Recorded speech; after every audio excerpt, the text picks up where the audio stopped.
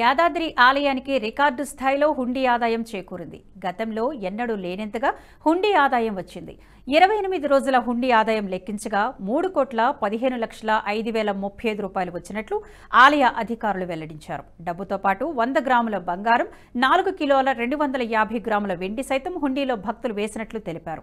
పలు దేశాల నగదు సైతం హుండీ లెక్కింపులో ఆలయానికి వచ్చింది. ఆలయ అధికారులు, ఆలయ సిబ్బంది హుండీ లెక్కింపులో పాల్గొన్నారు. కొండ కింద సత్యనారాయణ స్వామి వ్రత మండపంలో హుండీ లెక్కింపు చేపట్టారు. వరుస సెలవులు వైకుంఠ ఏకాదశి, ఆంగ్ల నూతన సంవత్సరం రావడంతో భక్తుల రద్దీ కొనసాగింది. దీంతో ఆలయ ఖజానాకు ఎక్కువ మొత్తంలో ఆదాయం సమకూరింది.